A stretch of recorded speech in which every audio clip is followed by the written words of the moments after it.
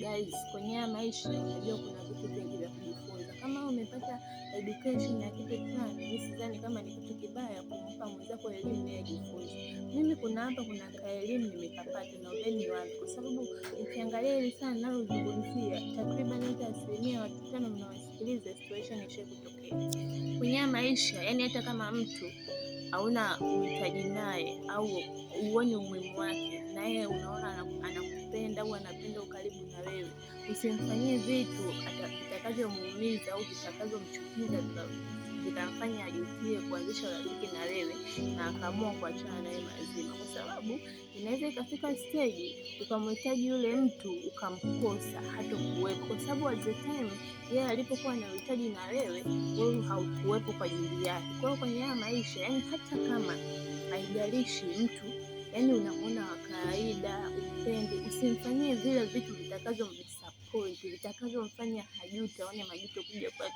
Wewe mtuti normal, mtuti kawaida, ishi naye vizuri, naye jisikia amani. Kuna siku utaona umuhimu wake. Sio lazima mtu unapokaa naye hapo hapo uone umuhimu wako hapo hapo. Maisha yanatembea kidogo kidogo, na mzoea mtu kidogo kidogo, unajua faida yake, vitu gani alivyo. Kwa mimi ninachotaka kuwaomba, najua kuna watu wengi sana wanataka hizo tabia za kwa crush watu, labda unamwona mtu yuko loko, unapenda watu classic, labda unakuja sana sana mambo yanatokeaga kwa watu wa mashuleni, huko shule au vioni. Unakuta labda mtu yeye yupo na akishua mwenzake, labda na rafiki yake akishua naye akishua nini, na kunakuta kuna kidada kingine labda kinampenda, kinaomba urafiki naye, anamcrush, yani anamkataa, aone umuhimu wake. Lakini inaweza ikafika stage ukahitaji msaada na yule mtu ambaye ulikuwa unamuona kwamba hana umuhimu au si chochote, ndo akawepo kwa ajili yako. Yani labda tuseme ni mwanachuo na unamtuti labda rafiki yako ambaye ni local design, labda tuseme kuna issue ya kusaini, labda kusaini attendance ya waliohudhuria darasani. Tuseme labda ndo hujahudhuria, sasa na hiyo attendance ni ya muhimu.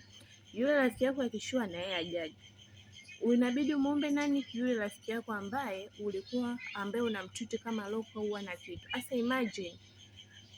imagine sasa wewe ndo huyo rafiki loko. Hata ungekuwa wewe unaweza kumfanyia msaada mtu kama huyo ambaye anakututi vibaya, ambaye aone umuhimu wako, anakuhitaji kwenye shida? Unaweza? Si uwezi. Kwanza yani hata wewe mwenyewe unaona aibu. Unaanzia wapi kumwomba mtu msaada na wakati ulikuwa unamtuti vibaya? Yani umchukulie kama mtu ambaye kuna stage itafika yani utahitaji kumwomba msaada au utahitaji kushirikiana naye kitu. Sio jamani, kwenye maisha hata kama mtu hivyo au naye close, lakini unamuona yeye labda analeta uhusiano wa aina yote, usimchuki. Kwenye maisha hamna mtu ambaye ana umuhimu, hamna mtu ambaye ana faida. Jamani, tujifunze kupendana, tujifunze kuona umuhimu wa mtu. Sio lazima umcrush mtu, sio lazima ufanyie mtu vitu vibaya vitakavyomfanya hajisikie.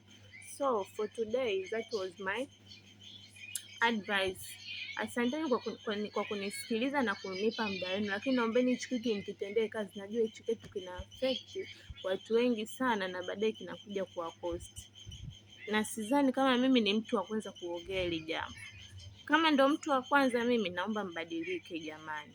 Na mimi naomba nibadilike pia jamani. Kwa elini na shukrani kwa kunisikiliza, naombeni mzingatie maneno yangu.